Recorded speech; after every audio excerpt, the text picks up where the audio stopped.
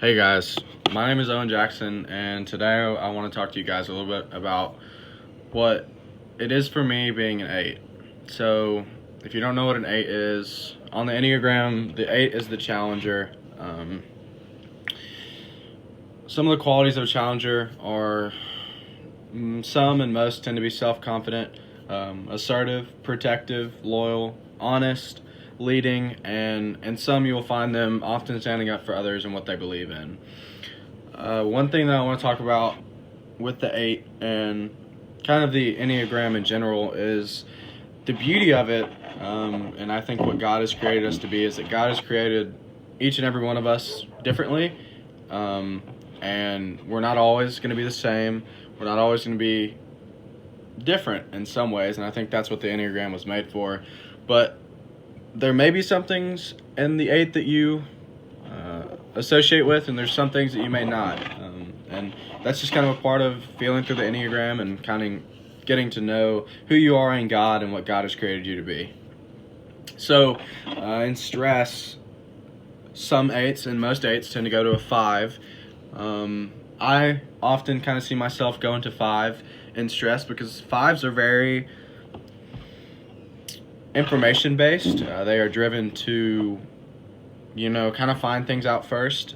Be that person who people can, soak up information from. And most of the time in stress and anger, I tend to kind of shut down, which is not very healthy for me. And I tend to kind of want to learn things about others, find things out, whether that may be for the greater good or for a more selfish reason, as I want to get information so I can, protect myself in a sense, which again goes back to kind of the qualities of an 8. In growth, I go to a 2. Not all people in growth go to a 2 as an 8. That means 2s are very helpful. They often put a lot before themselves for the betterment of others, which can be a little bit unhealthy. And sometimes for me, I find it unhealthy as I'm doing so much for other people to kind of get my mind off of things. So in growth, I go to a 2, but sometimes that growth can also have its negative challenges. One of the Bible characters that we see and kind of relate to as 8s is Samson. I don't know if you've heard the story of Samson, but he is someone who brought down pillars, and he was a character in the community that was known for his strength, and many believed for it to be in his hair, but he was someone that was loyal, honest. He was a leader, and he was trying to protect his people. And so, again, Samson shows us those 8 qualities with being a protector and leading his people through what they were going through. Basic fear of an 8 can be being harmed or controlled by others. One of the qualities that we talk about in 8s is the loyalty, leading side of them. And as an 8, I wouldn't say that all the time. I don't like not being in a position where people are listening to me, but I like to be the one who's kind of leading and discussing and being the one who people look up to. And sometimes as an 8 in general, it's hard to kind of be sitting back and watching and observing because we want to be in the middle of things. And my basic desire, along with other 8s, is the desire to protect myself, whether that be from people, from certain situations. Like I previously stated, in stress, I go to 5, which is very information based, and I go looking for information, and I look at what can I find out from these people, from the situation, to protect myself. What can I do to kind of put up that barrier? And I think that sometimes that can be very very beneficial because you learn information and you kind of get to know the room. But also I believe that it's a negative because you kind of put up that guard for people, and selfishly you look for things to learn so you can use it against somebody. And I think that's kind of where I get caught up in being an 8, is instead of doing something to learn about the person that I'm around or the people that I'm around, I do it not just so I can learn about them, but so I can use it to kind of put that guard up and keep them at a distance. God bless you guys. Hey everyone, my name is Amber and I am a 9 on the Enneagram. What a 9 is we are the peacemakers on the Enneagram. What that means if you are a 9, and how you know that you are a 9 is some qualities you might have, or you might avoid conflict. You stand in the back of conversations. You really don't want to say anything, but you still would like to be included and not left out. We don't judge people, and nines are very easily going people. We're reassuring in friendships and relationships, and we're very trusting and easygoing. Most of the time, we are agreeable with many things. We go along with what most people want us to do. It's hard for us to make decisions sometimes when we are faced with the fact that we have to make a decision, like when somebody asks you like where you want to go eat at, and you respond with, honestly, I don't care where we go and eat as long as you're happy. We desire to have an inner peace in mind. We hate being out of our comfort zone. And what I mean by comfort zone is like what our inner peace is. And we hate being in arguments or feeling not included in conversations. Our biblical character is Jonah when he ran away from Nineveh. God gave Jonah the mission to go to Nineveh and proclaim that the great wickedness had come up before him from there. But after God told him to go there and proclaim that, Jonah runs away and flees from the presence of the Lord. This is a 9. Like, this represents a 9 because Jonah doesn't feel very well being out of his comfort zone and being in the presence of the Lord when he tells him to go and proclaim this message to the people of Nineveh.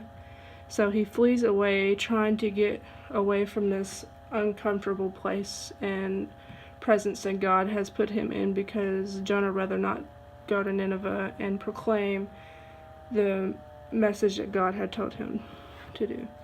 And by now you probably have heard of wings on the Enneagram. I know it kind of sounds weird, but 9's wings are 8 and 1. And 8 is a challenger, and the 1 is the reformer. It's kind of like two controversial numbers to be in between, like a 9 and an 8. An 8 being a challenger, they like to start conflict sometimes, and they're very protective of what they believe in, and protective of themselves and others that they really, really care about. On the other hand, 1s are what people call perfectionist. 1s like to kind of be in control of everything. They like to be responsible, purposeful, and they like everything to be perfect. But being stuck in between those two numbers, 9s kind of feel like they are kind of being pulled in between 8 and 9. Like 9s kind of sometimes they will get angry at certain situations when they aren't in their comfort zone, and just like when they're being stuck in between a conflict, they like to run away like Jonah did. So 8s, 9s, and 1s make up the beautiful anger triad, And that's us. This is Laura, and I am a 1 on the Enneagram. We are called the perfectionists or reformers. 1s stress to 4s on the Enneagram and grow with 7s. A good example in the Bible of a 1 is Paul. Once Paul started following Jesus, he gave up his murderous ways. He did not abandon his passion for a just world. We see clearly his dark and healthy side, but we also see clearly how God redeems Paul's core passion, justice in particular, for his glory. After reading about Paul in Acts, to me he is portrayed as a strong leader who does what he is told and stands up for what he believes in. A 1's basic fear is of being corrupt or evil. A 1's basic desire is to be good, to have integrity, and to be balanced. 1s have a hard time accepting others' imperfections, but an even harder time accepting their own. This is why some 1s tend to have an inner critic. For me, my biggest critic is on myself rather than on others. I'm hard on myself and expect the most out of myself. I want to be acknowledged and praised for things, but I also hate to be because I feel like I could have done better. For me, it's hard to let loose and have fun because I'm always so focused on what should and has to be done. This is why, to some people, 1s can take life too seriously. I have a hard time relaxing because I feel that when I'm missing something or something should be getting done. For this reason, I grow with 7 because it is easy for them to let loose and have fun. A lot of times 1s feel pressured by time. They like to stick to a precise schedule and have a plan ahead of time. Anger is the root sin of the 1. 1s are angry because the world is so imperfect. The defense mechanism that 1s develop in order not to show their anger is reaction control. Instead of reacting immediately and directly, within fractions of a second, a process of censorship takes place with them that decides what they'll express and how. At their best, 1s are ethical, reliable, productive, wise, idealistic, fair, honest, orderly, and self-disciplined. At their worst, 1s are judgmental, inflexible, critical of others, overly serious, controlling, anxious, and jealous relationships. To connect a 1 to God and the Bible, we have to begin by knowing ourselves to know God. So a spiritual challenges for a 1 is to forgive themselves and others, to control their anger and learn to accept criticism, to remember that they are a beloved child of God and that we don't have to earn God's love, that it's already there. The best thing to do for a 1 is to show them God's love without doing anything to earn it or prove it or make it happen. God's never-ending love is present in our lives. It says this in 1 John 4:18, "There is no fear in love. Instead, perfect love drives out fear, because fear involves punishment. So the one who fears is not complete in love."